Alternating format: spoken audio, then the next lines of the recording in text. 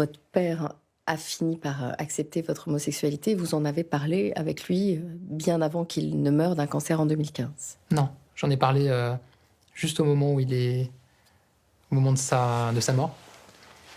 En fait, moi, je m'étais toujours dit: «J'en parlerai à mes parents le jour où je serai amoureux» et je suis tombé amoureux et donc arrivé le moment où alors je le retardais un peu forcément, mais où je me disais que j'avais envie de leur dire et de leur présenter.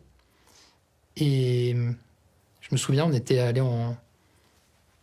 partis en week-end, hem et et puis pendant le week-end, j'ai appris que mon père avait été hospitalisé.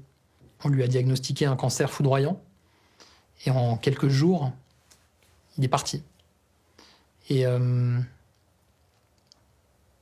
avait fait le choix avec, mes sœurs de pas lui dire que qu'il allait mourir. Le médecin nous dit, si on veut qu'il continue à ne pas souffrir, il faut qu'on augmente la dose de médicaments. Mais le problème, c'est qu'on va tellement augmenter la dose de médicaments qu'il va s'endormir et il se réveillera pas. Et donc en gros, ben, vous avez 2 heures avec, votre père, si vous voulez lui parler et après vous pourrez plus lui parler parce qu'il va s'endormir jusqu'à ce qu'il meure. Et là, j'avoue que j'ai eu un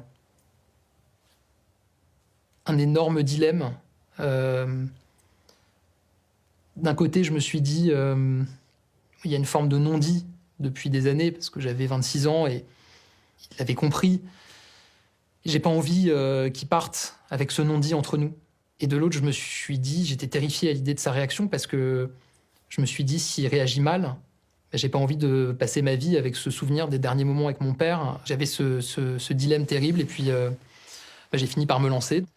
Je lui ai dit, papa, je suis tombé amoureux d'un garçon. Et là, il m'a souri et il m'a dit, ah mais enfin tu m'en parles. Tout le reste n'a aucune importance à côté de l'amour. Il m'a dit, bon, j'espère que je serai sorti ce week-end de l'hôpital pour qu'il puisse venir manger le poulet à la maison dimanche avec nous. Il s'est endormi et le lendemain, il est mort.